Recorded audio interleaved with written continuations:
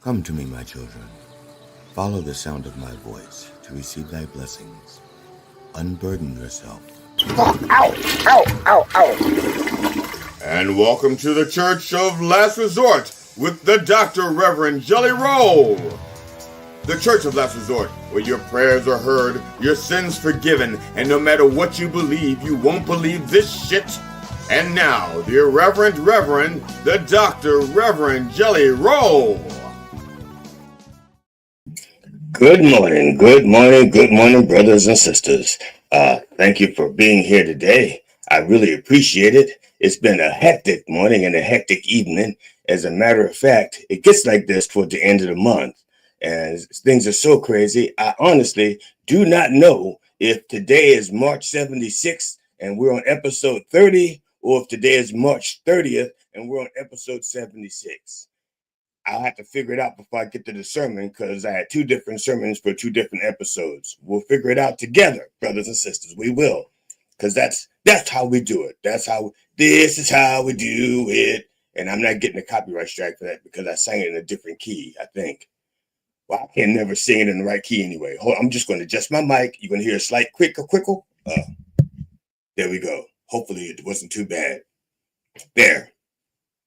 Good morning, brothers and sisters. And this includes our new members who may be enjoying us for the very first time, wherever you may be and wherever you want to be, because you may not be where you want to be. There you are. Welcome to the Church of Last Resort. I am the Dr. Reverend Jelly Roll, PhD, DDS, ADHD, MCMLIX. That's right. People have also called me the racy reverend, the pervert pastor, the vile vulgar vicar of vice, the sexy shepherd, the missionary man, the minister of mischief, the wicked witness, the dirty deacon, the doggy style, the frisky friar, the ass man abbot, the booty begging brother, the handsy high priest, the father Fistmas, the wicked. I'd like to watch, witness. Oh, I said that wrong.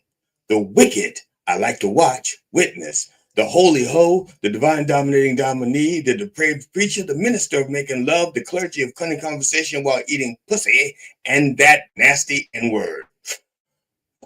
There, one breath, I think. I think that there's a new one in there. I'm not used to reading it. As a matter of fact, I've never read it. Even when I wrote it, I didn't read it. The wicked, say, I'm about to fuck up again. The wicked, I like to watch, witness. There we go. See, that's new because I just learned that about myself. And that's how things go sometimes in life. In life, you go through life, you think you know yourself, and then something happens, and then, whoa, you learn something else about yourself. And if you're a smart person, you incorporate that thing you've learned about yourself into being your new self. And now you have a new self and hopefully a whole new lease on life. And so now, instead of 66 or 65 or 64, I'm not exactly sure how old I am, but instead of that, because there's a new me, I get to start over at 30. I'm 30 again. Yes, indeed. Yes, indeed. I just picked up another 60 years of life, another 60 years of living. That's right. I just want to celebrate. Yeah. Another 2 scores of living. I said 2 scores, even up 3 scores, 60 years. Let me try that again. I just want to celebrate. Yeah. 3 more scores of living. Yeah, 3 more scores of living. Yes, indeed. Because I've learned something new about myself, and it just brings a whole newness to me, and the whole me to the newness of me. That's what I'm talking about. Me. The point is that I come by many names and by many methods, and I don't come easy. That's the point. That was the point of that whole thing.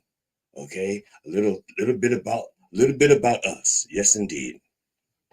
So, brothers and sisters, let us begin in the name of George Carlin, Robin Williams, and Richard Pryor. Can I get a fuck? Yeah, y'all. Oh, yeah. Amen.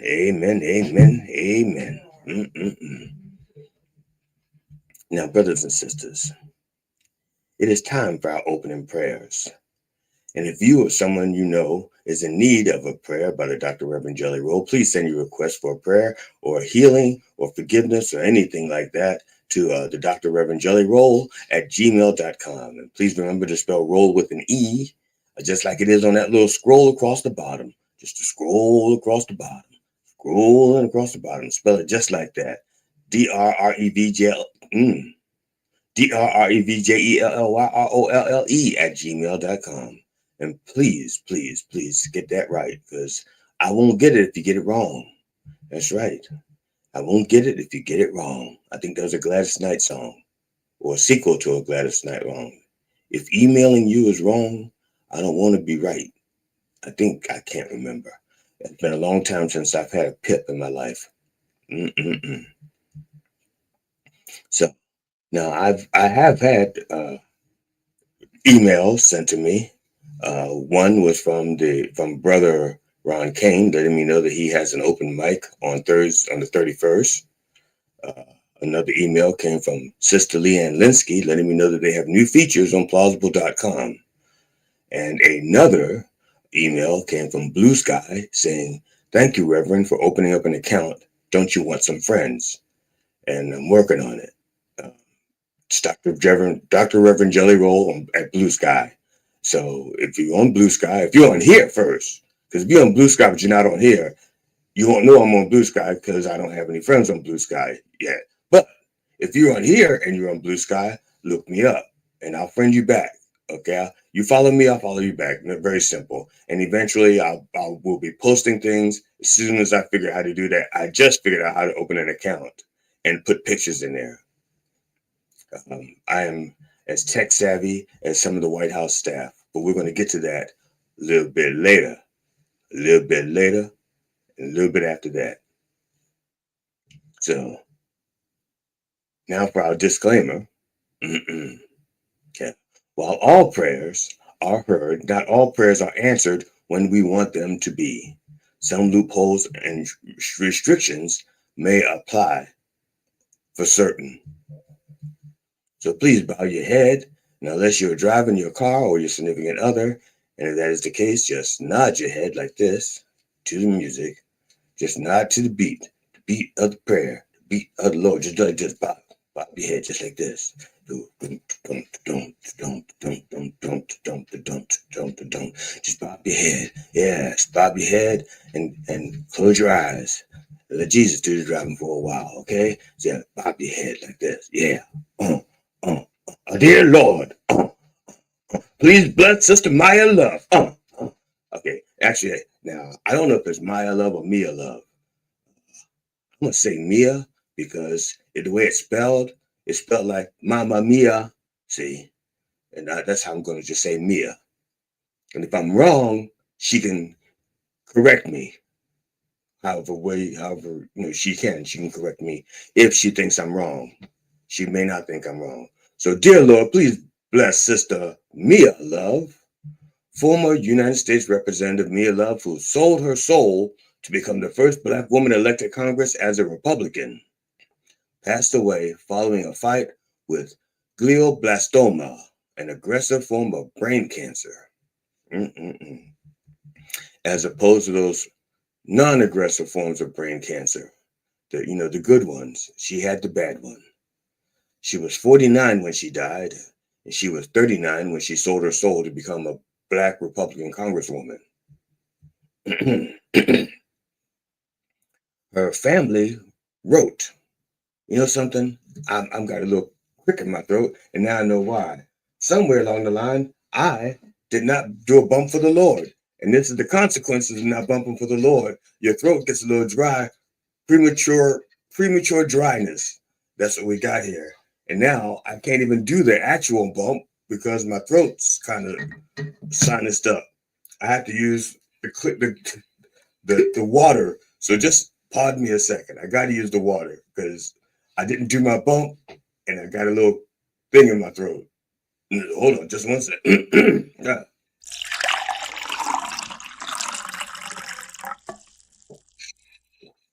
Thank you.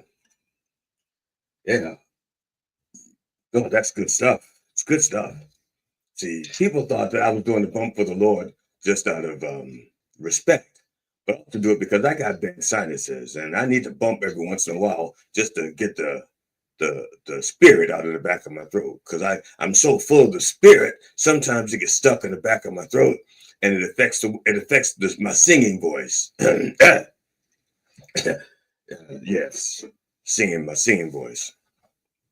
So where was I? Oh yes, her family wrote in a statement on X. She was in her home, surrounded by family.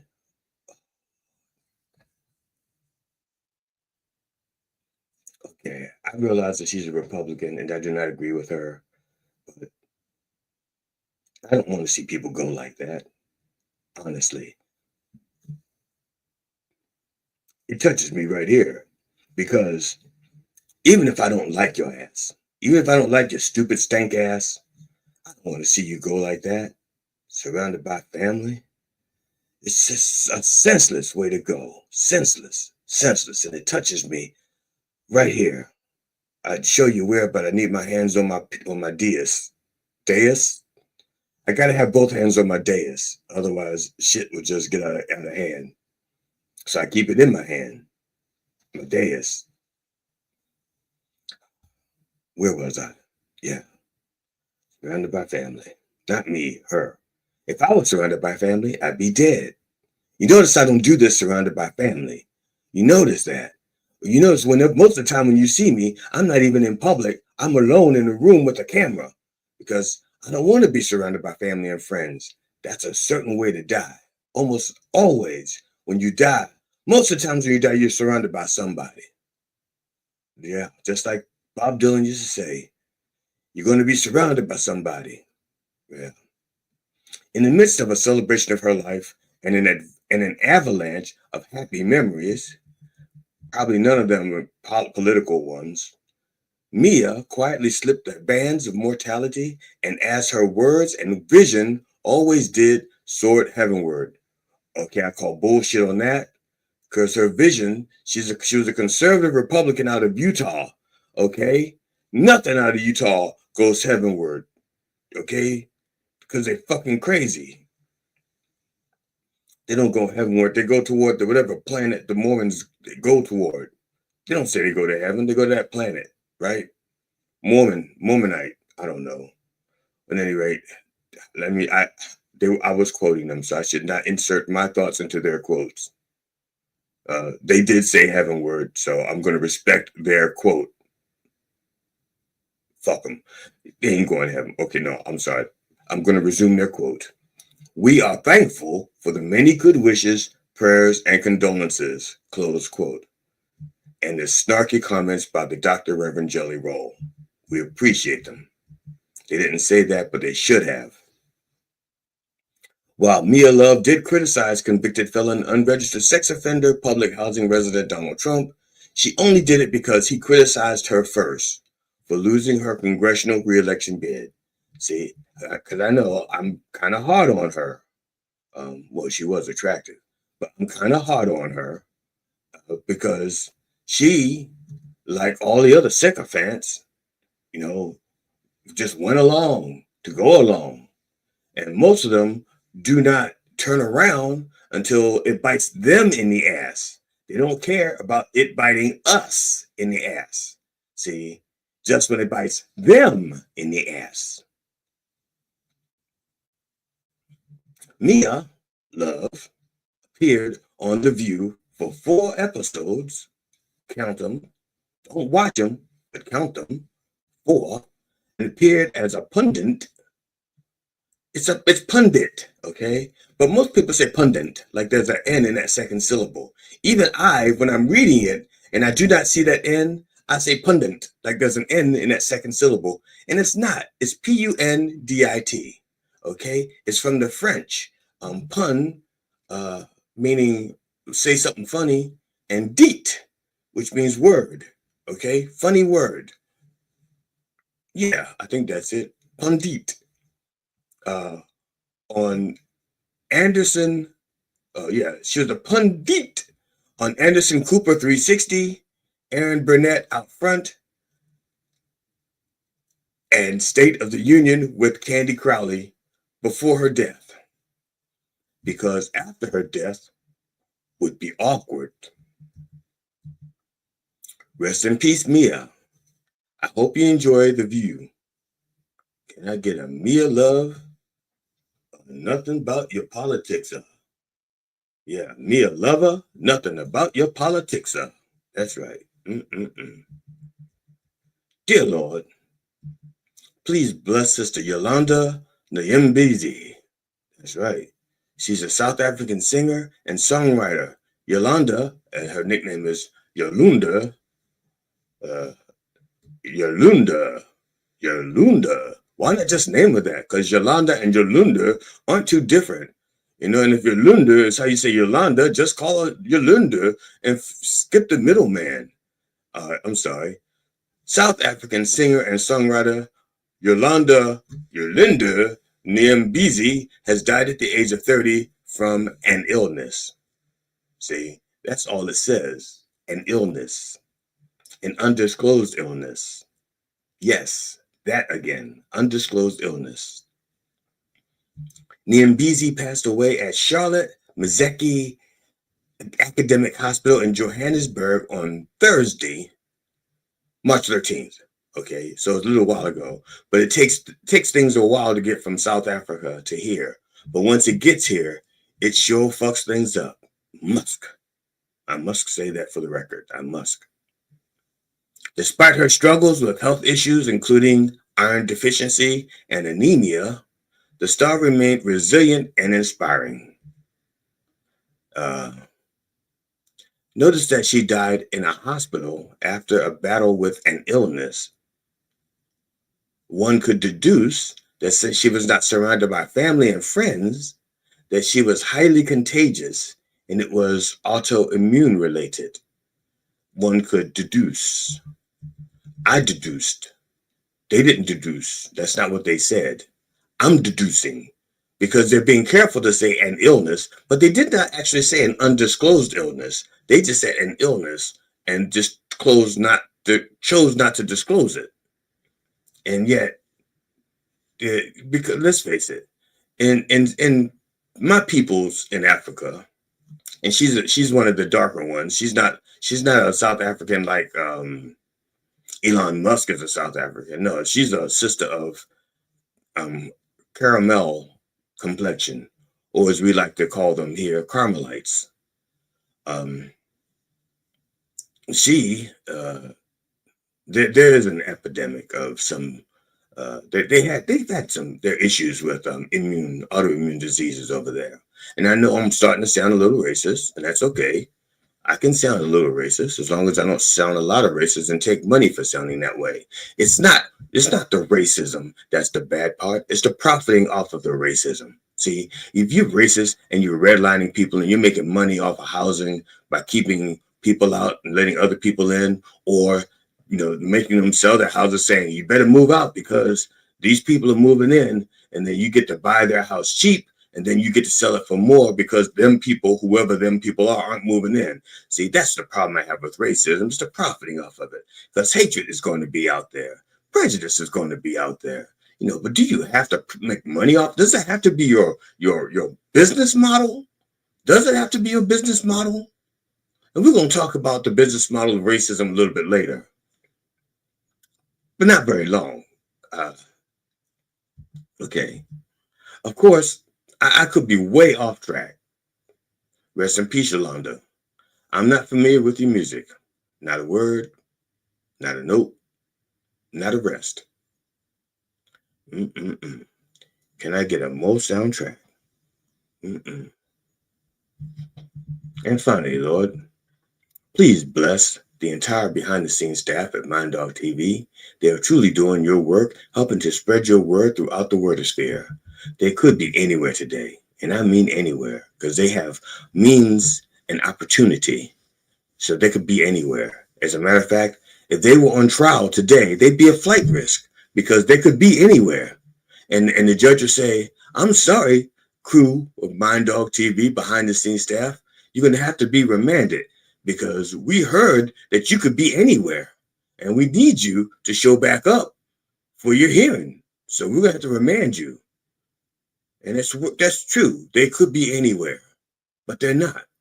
They're here, helping to here truly spreading doing the Lord's work and spreading the word throughout the wordosphere. That's right. They're here. We are here. We are here. We are here. Horton Hears a Who.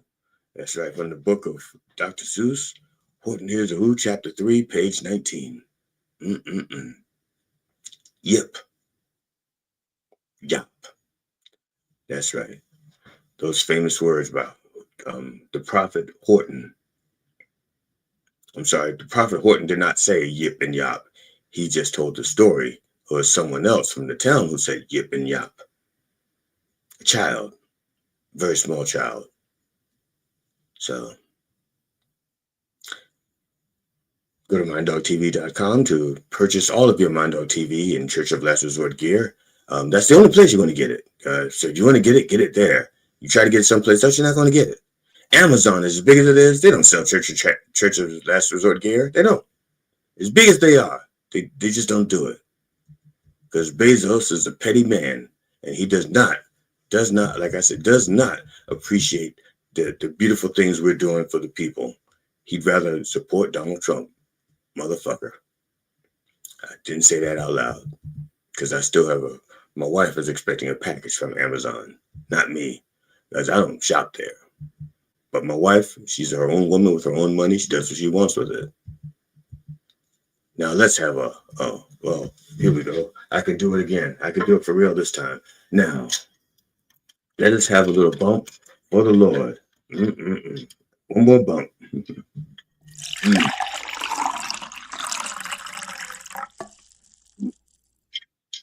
That's good. That's good. Yes. Thank you. Thank you. In the name of George Carlin, Robin Williams, and Richard Pryor, can I get a fuck yeah? Fuck yeah! Yes, indeed. Now, before I continue with my sermon in 3 parts, which is kind of like a Debussy piece, it's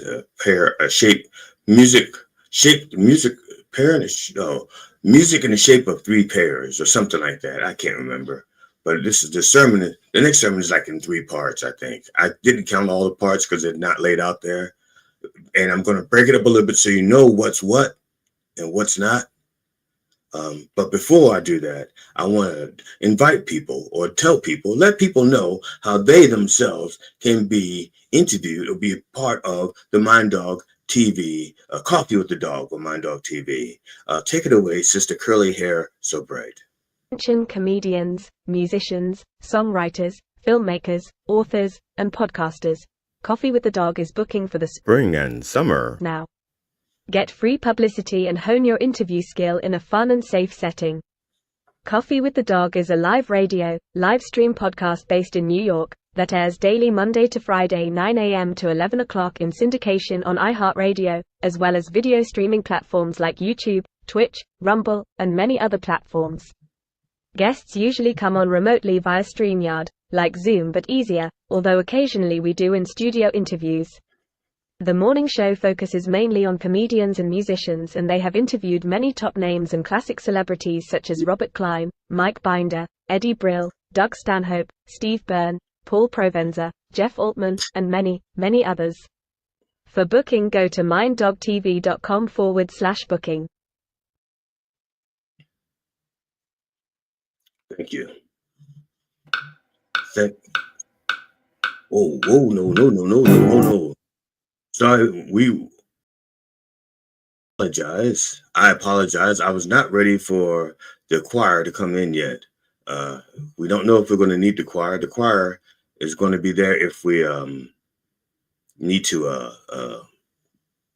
If I need the choir, they'll be there. I'll check that out in a second. I just want to restart that so it starts from the beginning. I'll worry about that in a second. I don't want to take away too much of your time, or my time, or our time, because time is on my side. That's from the prophet Brian Eno, from the Psalms of King's Lead Hat, from No, not Here Come the Warm Jets. I can't remember which song that's from, but it's Brian Eno. Time and time is on my side. Okay. Brothers and sisters, this is not a full sermon. This is just a public service. Okay, I'm doing this for you because just in case you do not know, or if you do know, you don't know what to do about it, or you don't know you have options. If you are a client of 23andMe, okay, that is, they sent you a little thing, you sent them some money, they sent you a little thing, and you gave them a sample of your DNA and sent it back, and then they gave you all of this 23andMe information, all of this DNA stuff. If you are one of their clients, they are about to, no, not they are about to, they have filed for Chapter 11 bankruptcy, okay? And basically, what that means is they're for sale, okay? They are for sale. And if they're for sale, your DNA samples and your data is also for sale. Now, they're publicly announcing it. Matter of fact, their CEO has already resigned. The CEO is Ann Wojcicki. She's already resigned, and she's been replaced by some guy named Joe. I know I'm going to get this wrong because I didn't plan on saying his name, but I'm going to try it anyway. And if I'm wrong, you can correct me. Joe Salsavage? Fuck it. Some other guy, some white guy, okay, who looks like his gene pool is a little bit shallow. He does. He looks kind of like that. The point is that she's already resigned. She's gone, okay? And they are going to be selling off their assets. Now, the assets, since they are a company, are basically buildings, I guess cars if they have cars, but your DNA and your information, your data, that is one of their biggest assets, okay? Now, whoever buys 23andMe is going to own your DNA and your data. They're going to own your data because that's part of the assets. The only way to avoid that is to delete your data, okay? And you may want to delete your data because you may not care, okay? But for example, I don't want the things I've learned about myself out there, okay? When I got 23andMe, they sent me a list of people who are possibly related to me. I know. You know, there's a comedian out there, and a lot of people seem to think there's a resemblance. I don't see it, but there's a comedian out there, and people say, "Hey, I see the resemblance. Are you sure you two are not related? If not the same person?" No, we're not the same person, and no, we're not related. But I get it all the time, and sometimes you're guilty by association. Okay, I don't like being guilty by association. If I'm going to be guilty, I want to profit from it and be guilty along with the pleasure. And having this person attached to me is not pleasurable. I'm going to show you the comedian. There he is. I don't see people. 23andMe seems to think that we are related. Okay, I am appalled for them to think that we're related. And I'm sure he feels the same way, but I'm just putting it out there. We're not related, but that's what I'm talking about. You don't want stuff out there. If you don't want your stuff out there, you need to delete it, okay? You need to delete it. Now, I'm going to tell you here the best I can how to do it, okay? And I'm going to put a little chart up so that if you can see it, you can screen capture this and have the steps, as opposed to just writing it down. As a matter of fact, if you're going to screen capture this, go to about minute number 29:34. I'll tell you what, I'm going to stall until minute 30, and then I'm going to put it up there. That way you can just go straight to minute 30, and you can see the thing that I'm talking about. That's that graphic, okay? Fuck it, I'm going to put it up now. It'll still be there at minute 30. Or just go to minute 30, you'll see it. Okay, that graphic right there. If you have your data on 23andMe and you want to delete it, okay, these are the simple steps. Sign in to your 23andMe account. That's step 1. Step 2, go to account settings, okay? Step 3, click 23andMe data, okay? Step 4, click view, V-I-E-W, not the show, but the command. 5, click delete data. Okay, step 6, click permanently delete data. Okay, step 7, confirm request. After that is done, your data is gone. You won't even have access to it. No, it'll be just erased, deleted, gone, gone, gone. And they will send you an email to confirm that it's been done. Now, you may want to download your data first, and so that you will have it in your computer or in your phone or on the cloud. But once you do that, I would suggest you put it on something secure, because as you know, all of our phones, all of our computers have third-party shit on it anyway. And you don't know what's being snatched up from your computer on a daily basis or your phone on a daily basis, okay? So once you download it, you should put it on something secure, okay?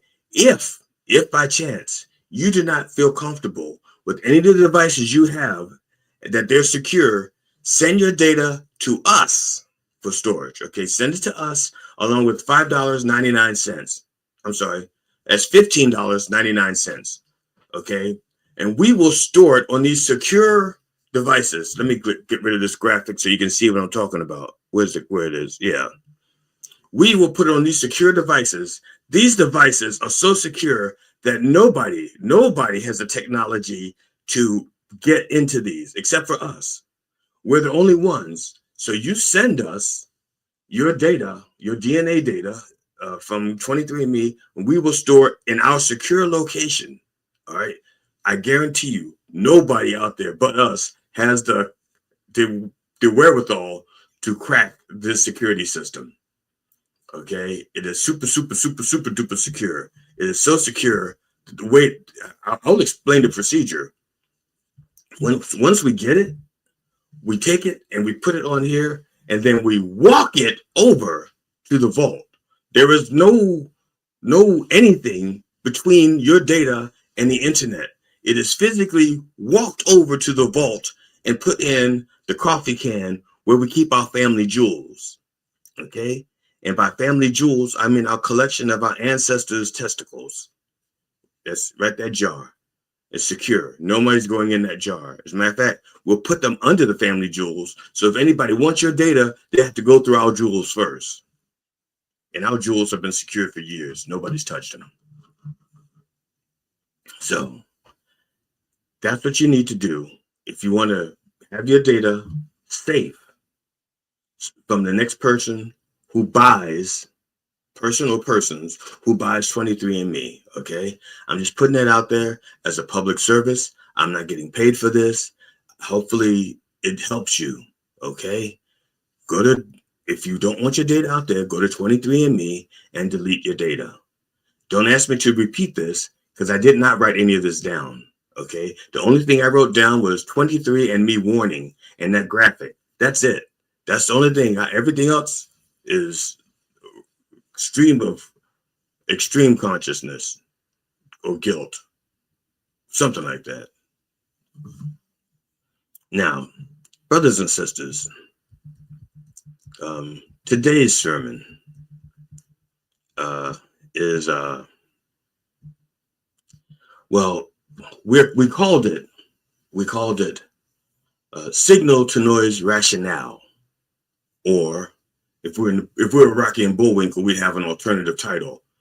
Tune in next week to Signal to Noise Rationale, or New Chat Houthis. Houthis. Yeah, New Chat Houthis. See, like that. Now, unless you've been living under a rock or you're stuck on stupid sources for information, you have heard about members of Trump's military and intelligence departments using Signal and personal phones to discuss attack plans against the Houthis, and including the Atlantic's journalist Jeff Goldberg in that chat.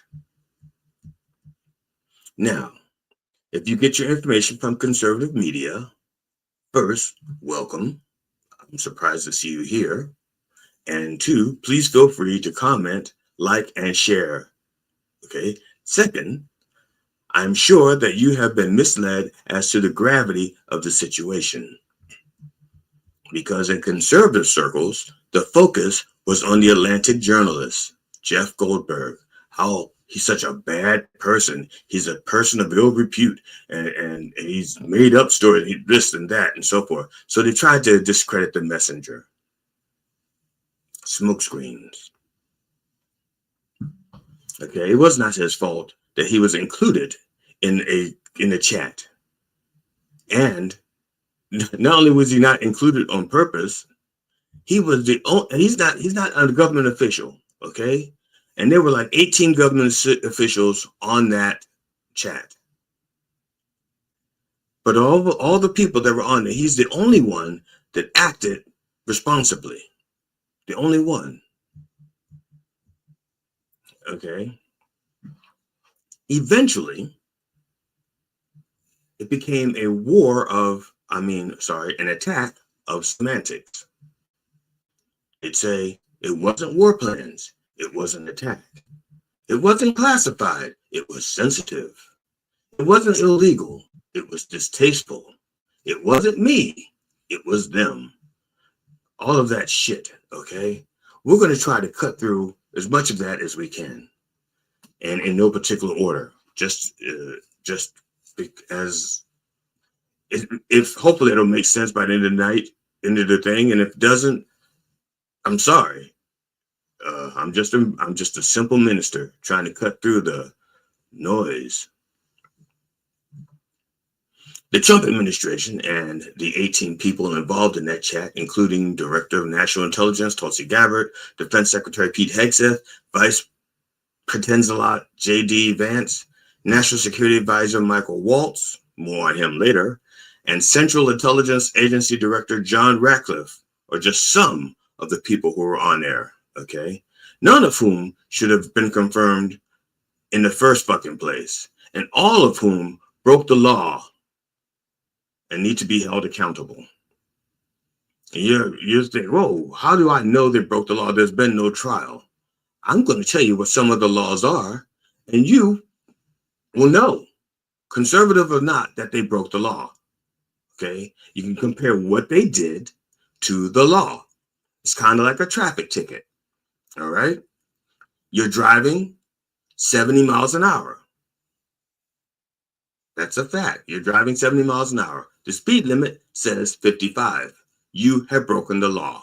Whether you've been pulled over or not is irrelevant. You have broken the law because the law says speed limit 55. You are driving 70. The sheer fact that no one was killed while you were driving 70, you got to your destination safely from point A to point B driving 70 miles an hour is irrelevant. The fact that you did not get caught is irrelevant. You did break the law. It's a matter of now. I'm just saying you did break the law. Now, if you get pulled over and you go to trial, we'll talk about that later. But the fact is you did break the law. And you probably knew you were breaking the law because most of the times you can't get up to 70 miles an hour without realizing that you passed 60 and 65, which are both above 55. Okay, so they need to be held accountable. And there should be investigations and or prosecutions under the Espionage Act, and here's why. Okay, in their explanations, they said it wasn't classified information, it was sensitive information. Remember that. They're admitting there was sensitive information and that there was nothing classified, and they said it before Congress under oath, okay? Remember those details right there. They said it under oath to Congress. It's not classified. It was sensitive. The Espionage Act law does not require information to be classified. It allows for the prosecution of anyone who releases national defense information. Okay. Now, under oath, they said that this was a matter of national defense. That's why they're attacking the Houthis, to protect shipping lanes, and they were firing on our ships. Okay, that's national defense information. They released it. Okay, they put it out there. The law also allows for charges against those who intentionally and or inadvertently release national security information. So it doesn't matter if they did it on purpose or by accident. That doesn't matter. You have to go to trial to figure out the problem, whether or not it was any ill. You have to go to trial. That's determined in court. That's why there's an investigation. Okay. Also, they violated the Federal Records Act. Okay. The Federal Records Act is a federal law that establishes the framework for federal records management, including the creation, maintenance, and disposition of records. Its purpose is to ensure that records of vital historical, fiscal, and legal values are identified and preserved, providing a historical record or of federal decision making. Okay. In other words, if we did it, keep it. The people need to know. Very simple. Okay, these conversations were never intended to be preserved. That's why they put them on Signal, so that they can have them deleted. Now, you ask, how do I know this?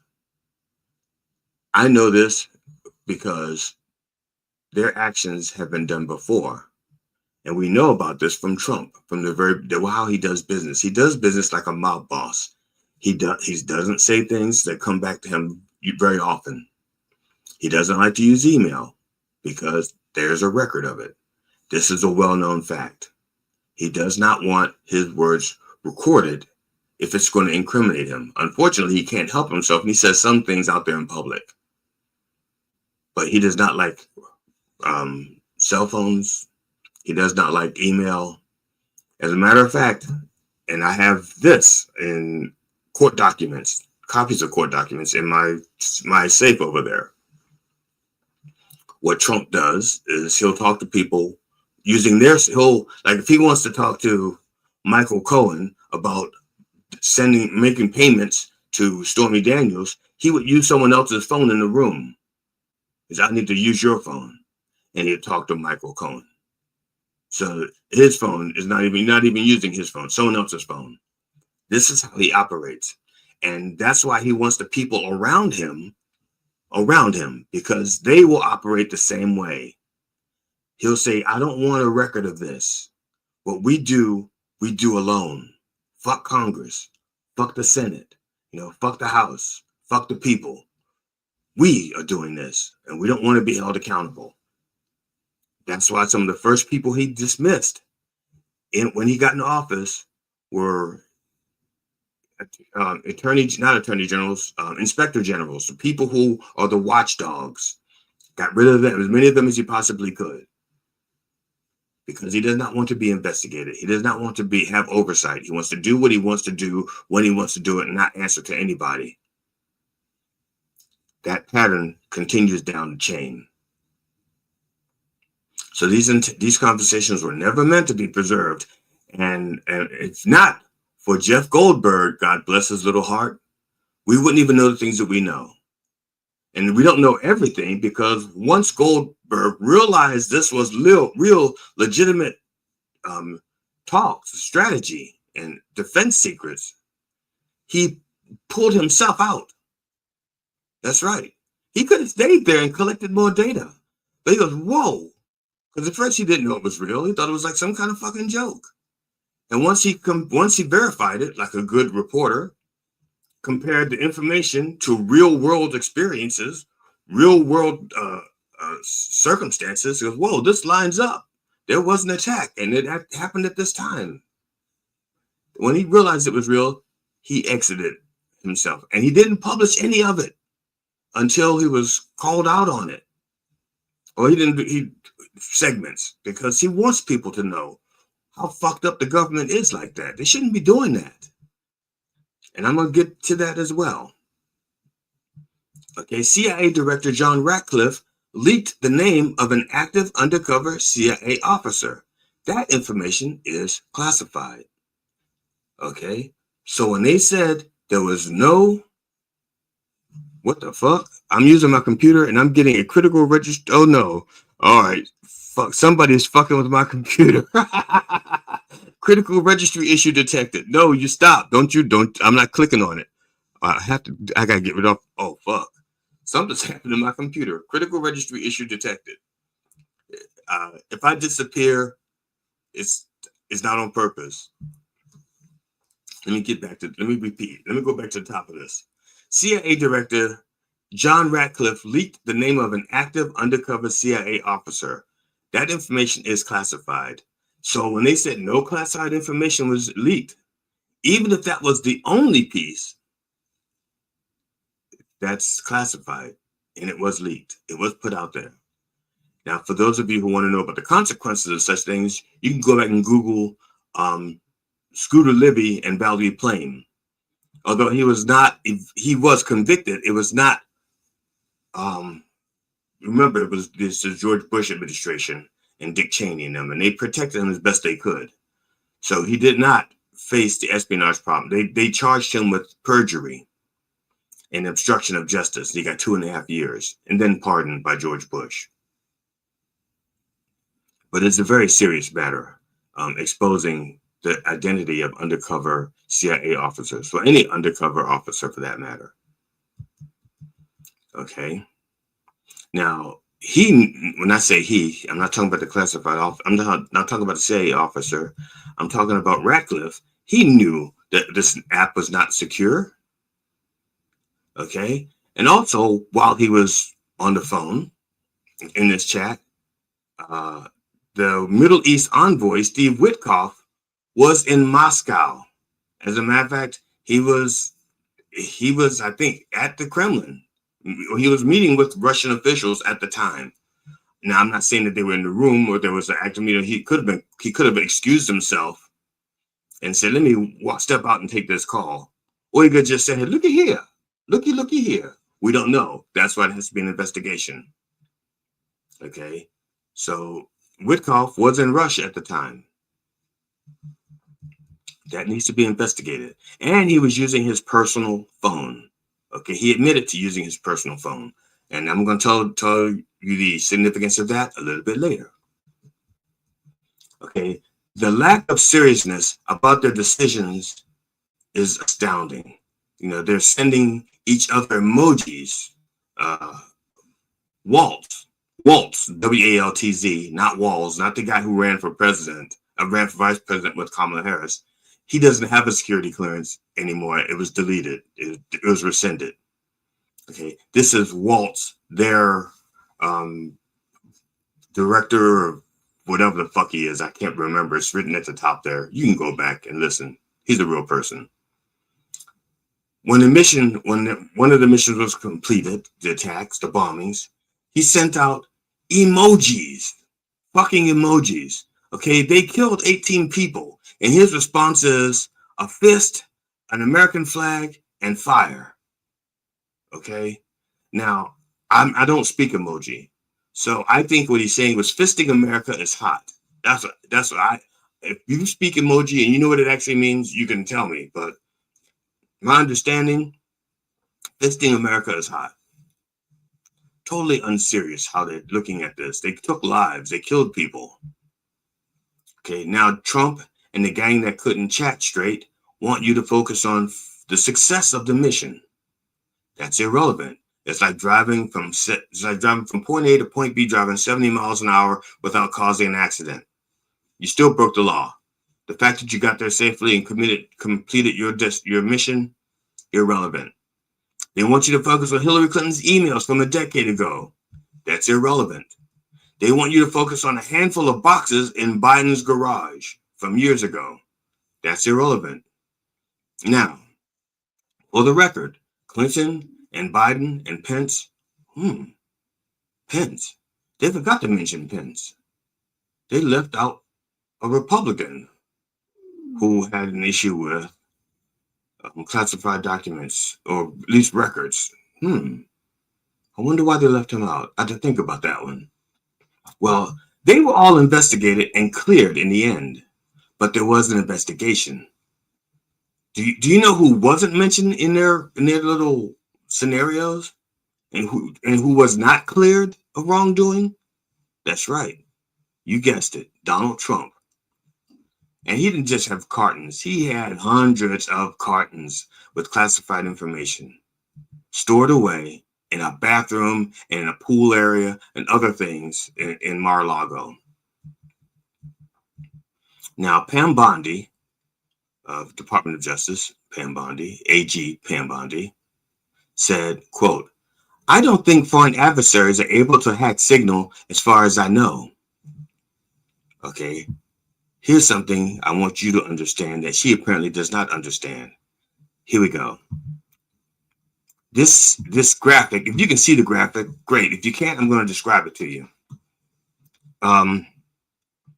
This graphic has a depiction of how, a simple depiction of how Signal, the app works.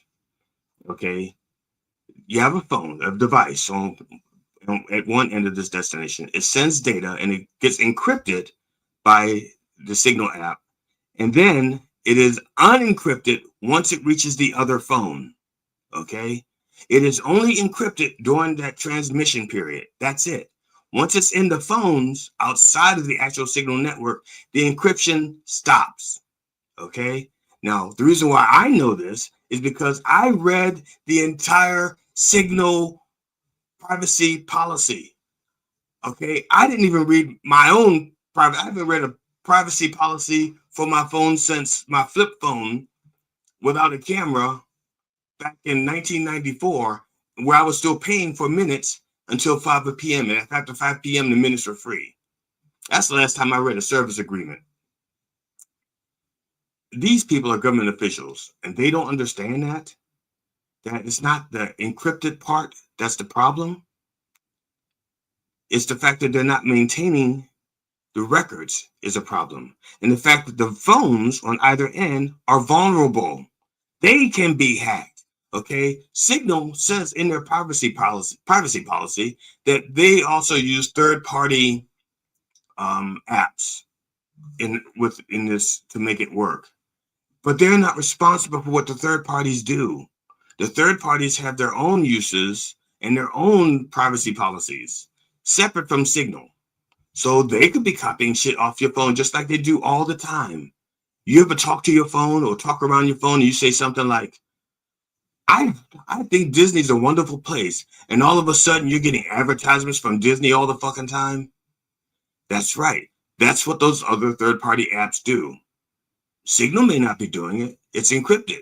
But then once the message gets there, it's unencrypted. So now you're getting messages like, you bombed the Houthis. You may also like bombing the people in Gaza.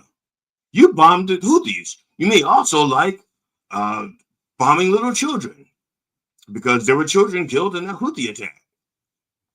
You just bombed the Houthis. You may like, see, it starts there.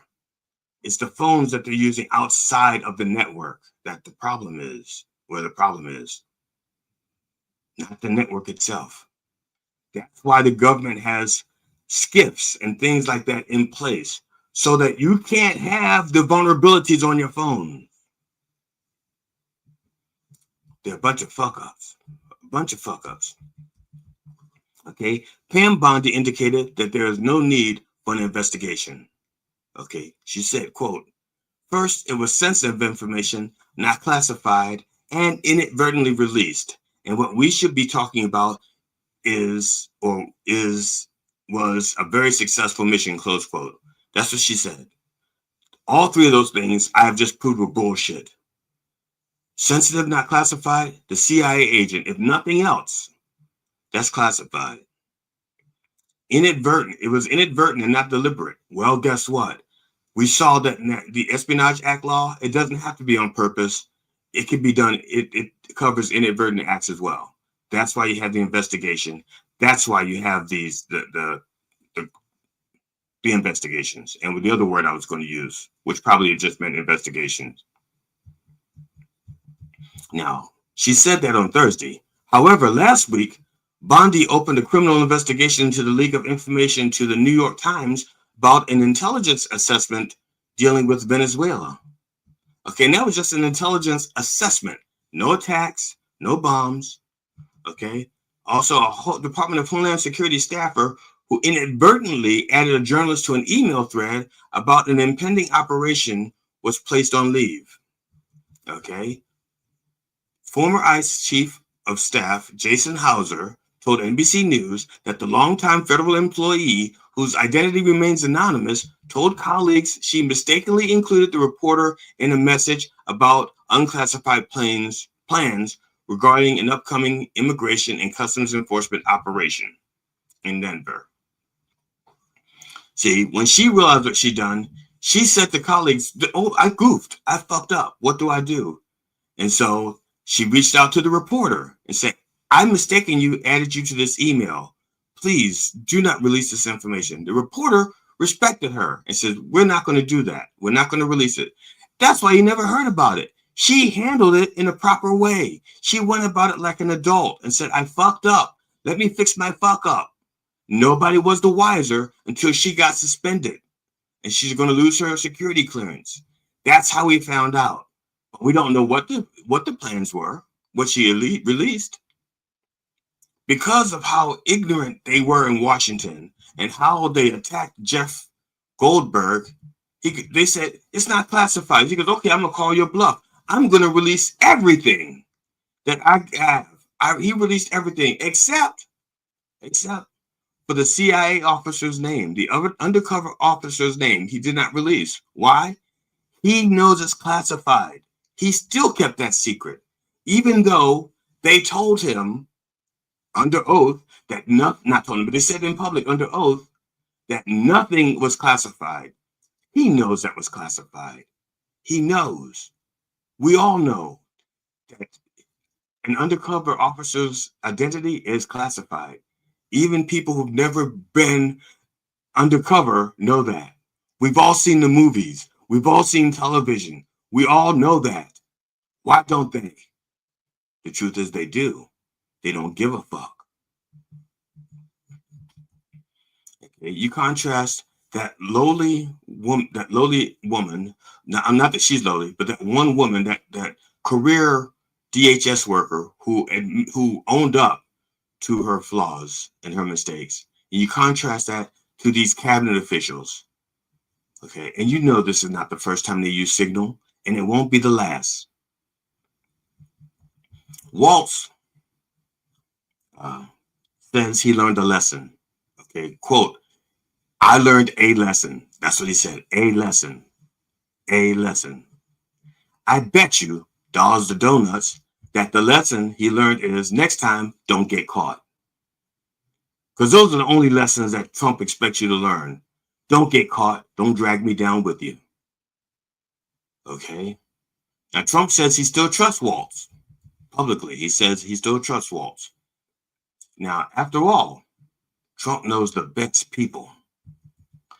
I wish he'd call them. Because if these are his best people, then his best people are making the worst fucking mistakes. There should be a DOJ investigation, but there won't be, because according to Fox, the chickens are just fine. Trust me. Now, I don't want to just leave you on that, and I'm going to run a little over. I don't have to, but I want to. Nah, I'm not going to do that. I was going to play we have the choir in the background, the What the Fuck choir. We're going to have them play a little song. It's only a 2-minute song, and we have 2 minutes left. 1 minute left. Fuck it. We're going to play the song. It's the choir. It's this song that we're doing a performance called "What the Fuck Is Wrong with People." Yeah, and I got this, brother. Matt, I got this. "What the Fuck Is Wrong with People" by the What the Fuck Choir. Okay, I apologize. I goofed. I can't do it. Brother Matt, maybe you can do it. I cannot. I think I'm stuck.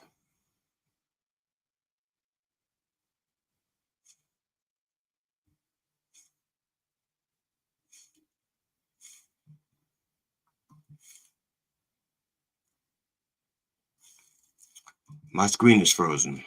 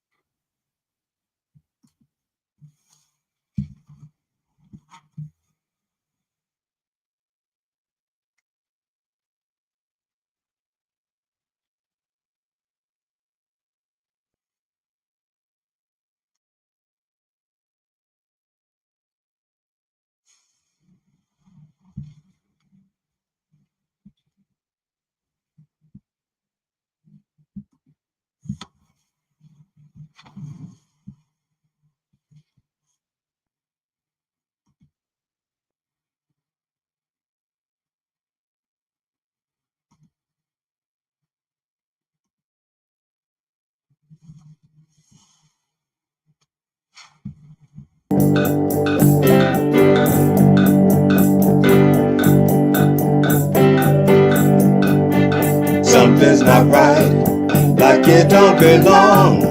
So I rewrote this classic song. There's so much bullshit I found on 8chan. All of the crazies have to have their rant. What the fuck is wrong with people? Yeah. Here is a new one that we could not agree on. The planet is a flat one, some idiot's opinion. These are not jokes, some people are dopes. They're so wrong, so come on, and could we do a doobie? We gotta live together. We can do better if that's what we choose. There's so much good that we can do on Twitter, on Facebook, and even LinkedIn. There's no more truth, there's only spin. What the fuck is wrong with people? Yeah. Someone with no hair has put us in their crosshairs because they think that their guns are better than we humans. These are not jokes, some people are dopes. They're so wrong, so come on, and could we do a doobie? We gotta live together. There is another one, an elected congressman that will not accept anyone that wasn't born a white one. These are not jokes, some people are dopes. They're so wrong, so come on, and could we do a doobie? What the fuck is wrong with people? Yeah.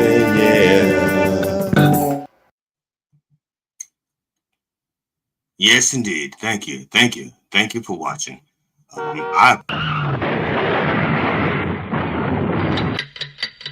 Okay. Thank you for watching that. And I apologize for what was going on in there. A while ago, I mentioned that I had a registry issue while I was talking about Signal and stuff like that in the government. And my computer went haywire. It just went fuck, and my screen froze up. And I didn't realize it was actually frozen because, as far as I could tell, I was still broadcasting. And it wasn't until I went to push some buttons and it wouldn't respond. I was like, holy fuck. Well, thank you. I want to thank those of you who put up with this. I don't know if it's a coincidence. I'm talking about how fucked up the government is, and my computer just says I have registry errors.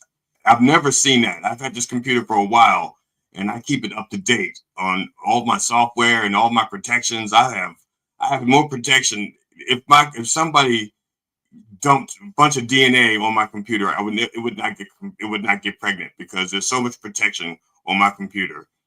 So that I don't know how that happened. I'm sorry. I'm amazed. I'm amazed when things like that happen. I am. I'm giddy, and because it's a puzzle. I like puzzles. But anyway, I'm sorry. I want to thank those of you who have subscribed to my fledgling YouTube channel, the Dr. Reverend Jelly Roll, and also my Facebook page. Please, if you're out there and you haven't subscribed, please do so. It makes me feel loved and I like to feel loved all over. Yes, indeed. And if you caught the beginning, you know I do. You know I do. Bless you.